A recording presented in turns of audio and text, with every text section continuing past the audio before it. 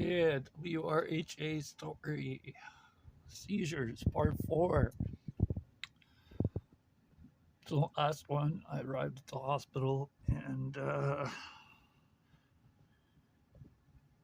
gave a sort of description of what happened. I was in the hospital, filled the ad. Dr. Jackson going on about drugs. At this point, I'd been a recovered addict for quite a while. Didn't use any drugs, and he went on about encephalitis. I find out later that he's actually an encephalitis researcher. So he really, fuck man. Oh my good God. Then from there, I had to give a report to the safety officer of the company I was working for. And I told him that a couple of weeks before it happened, I had spoken with our boss. And, fuck. Yeah, the conversation got exciting from there. Like, he perked up. You told X that you were getting sick? Yep. Then he started telling me about what a hard time he's having and what a great favor that the fucking company is doing for him, and then just disregarded what I said. All that shit. And I sat on the couch for a month, not taking the Capra. And when this Dr. Jackson character gave me the Capra, he told me that if this pill doesn't work, we have others we can try. Like that's the expertise he offered. That's really why I wasn't taking the pills. Like, I got nothing. But after I had my seizure, I ended up in Thompson Hospital. I started taking a half gram of Keppra twice a day. And I came back. I prepared like a full detailed list of all the things that were happening, like with my cognition and my senses and shit. And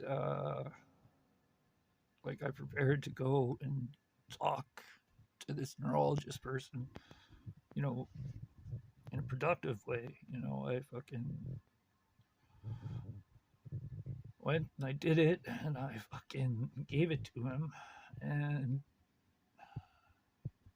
fuck, I remember just sitting there like, dude, I gave you this whole list. Like, you've got nothing for me.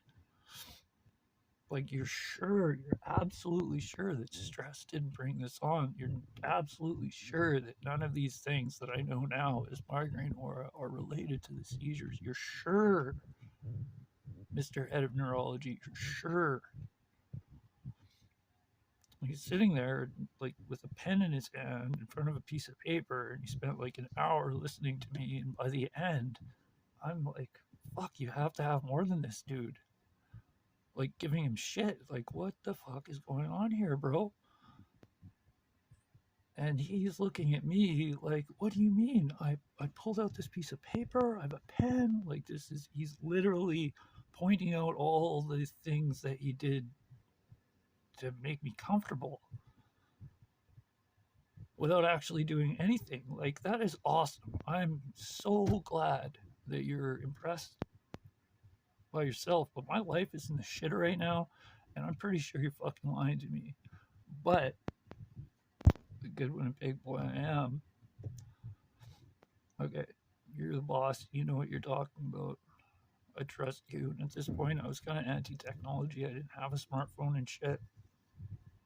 I wasn't going on the internet to check this out. I had, on paper, the best neurologist in Manitoba, one of the best in Canada. So it's all good, right? And I'm not comfortable at all. But whatever, start taking this pill. I start kicking every day. Sun up, sun down. Just kicking.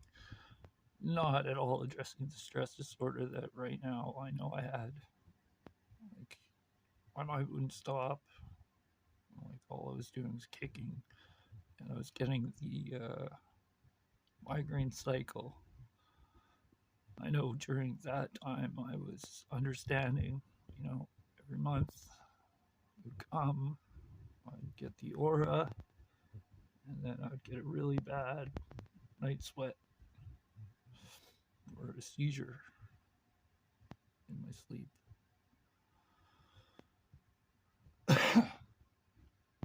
But whatever, I kept calling my doctor. Okay, help me out. This has gotta be something to do. He's like, oh yeah, just take the pills. It'll be okay. Upping my script a bit. I'm up to like I think a gram twice a day by almost 8 months from my first seizure. And I'm not doing anything that I needed to do to address this because, in my mind, uh, I know that it's a stress issue, but in I'm acting in accordance with what this fucking doctor's telling me, right? Fuck. So then we got up to about, you know, 9 months past the seizure, and I'm getting, I'm still having the aura, as I say, and, every 3 months it gets especially crazy. But, like, I want to go to work, right? So, part 5 coming up.